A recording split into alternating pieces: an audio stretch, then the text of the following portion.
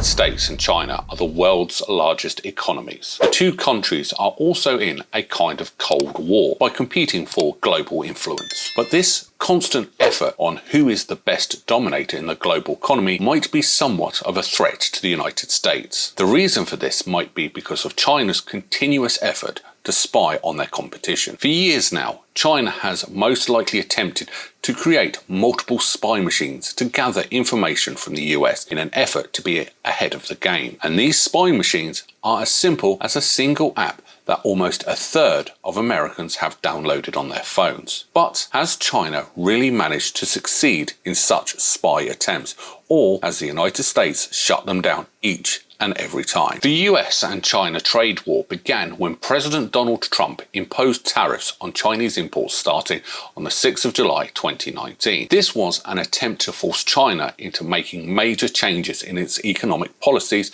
and industrial policies. Trump did this because he believed that China might have harmed American companies by stealing intellectual property. But despite being kind of forced to change some of its policies, China might still have had a few more tricks up its sleeves to continue gathering data from the US, one of which is an app that's downloaded on the phones of more than 100 million Americans. If you haven't already guessed, this app is TikTok. This simple app has all the ingredients to keep its users addicted to it. But one thing that most TikTok users don't know is that TikTok's founder, young tech genius Zhang Ying, might have designed the app to satisfy both US users and the Chinese government at the same time. And according to US intelligence, TikTok does have the power to gather almost all the data available on its user's phone. This can be anything from the user's location, images, mobile transactions, and behavior patterns. After gathering all this data, TikTok might then use AI algorithms to process the information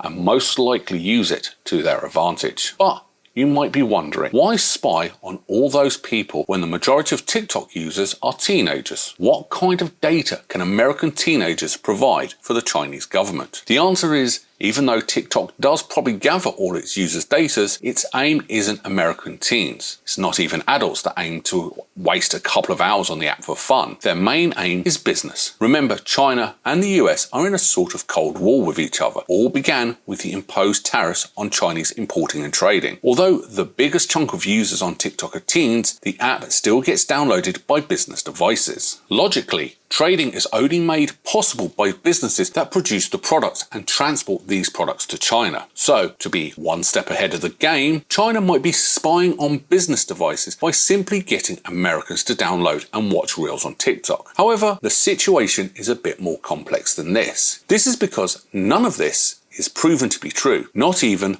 by the US intelligence. The US did attempt to ban TikTok back in September 2020, but they had no concrete evidence that China was gathering intellectual property using the app. On the other hand, ByteDance, which is the current owner of TikTok, is required by law to hand over all the data gathered from the app if the Chinese government asks for it. This is because China currently has its internet security law in force. So, as you can see, this is a pretty complex situation between these two global forces. Despite knowing that China might be gathering data from business devices, some American business owners have decided to continue using TikTok as their primary marketing channel. One example of this is Walmart, which views TikTok as a massive sales channel to target its customers. However, US intelligence isn't continuously looking for even the tiniest fingerprint of evidence that proves that China is gathering data through TikTok. And if that ever does happen, we might start counting the days before TikTok gets banned in the United States. But in the meantime, the US government is trying to find new ways to shut down TikTok in the States. In the past few weeks, TikTok has faced significant backlash over reports that it facilitates child exploitation and inappropriate adult content. The Federal Trade Commission has said it plans to investigate the app for its potential impact on children's mental health, a move that could lead to legal action against TikTok if it finds any violations. Apple even removed several of TikTok's features from its App Store after it received a flood of complaints from parents on social media. But this is just one barrier that the US has faced.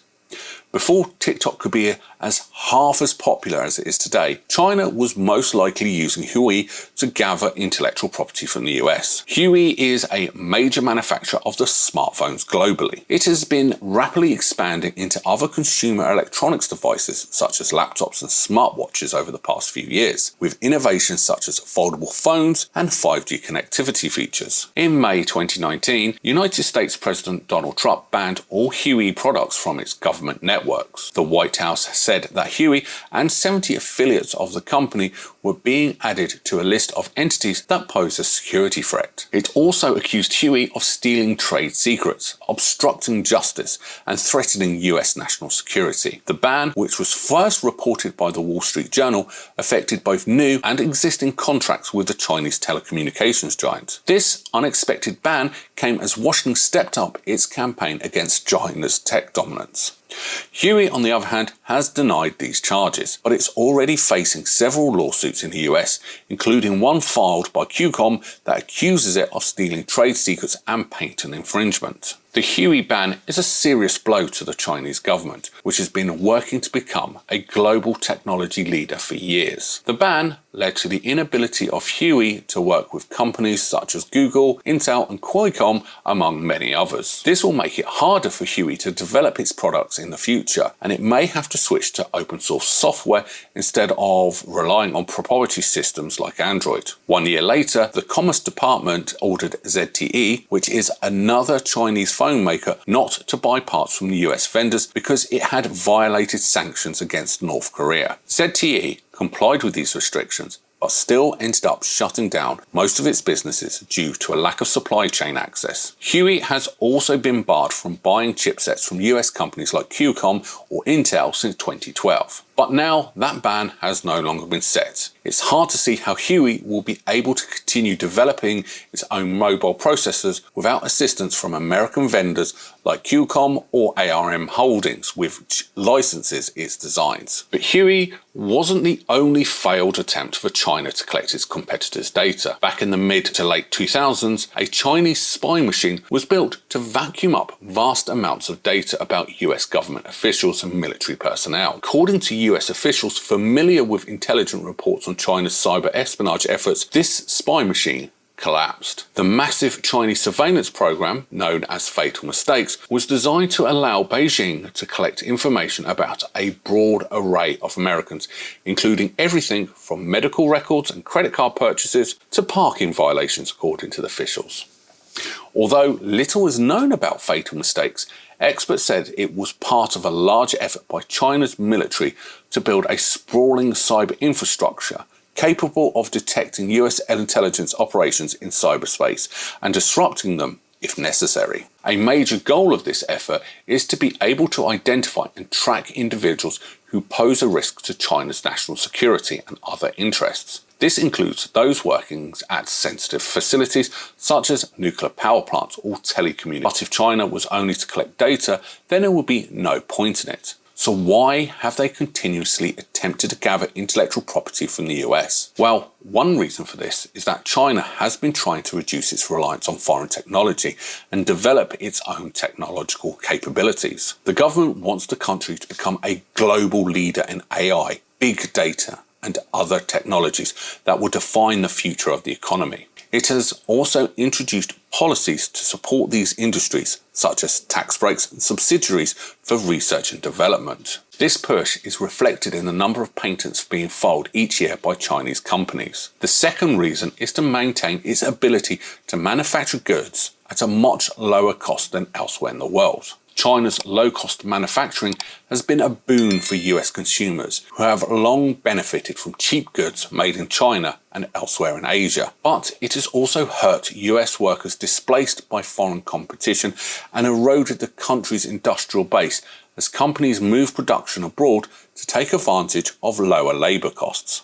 In addition, China has increased subsidies for research and development spending and established new policies aimed at supporting startups in key industries like robotics and semiconductors. But these efforts may not be enough to offset China's competitive advantages in other areas such as its massive market size, low labour costs and access to cheaper capital than competitors. With all that said, it seems that China is taking it seriously when it comes to competing against America for a global influence. The main reason why it might be trying to tap in the US data is to amass power. If you think about it, all that data gathered is information. So the more China knows about its competitor, the more chances it has to win this Cold War.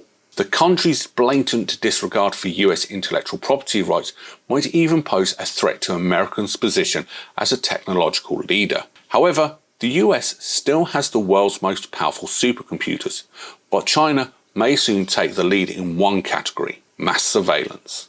In an advancement that could upend global diplomacy, China appears to have perfected a technique for inserting covert surveillance backdoors into microchips it sells to foreign governments and corporations, a feat that has eluded US agencies. So, do you think China spying on the US will break out into an all-out war? How many more surveillance puppets does China have up its sleeve? Leave your thoughts down below and make sure to like and subscribe for more.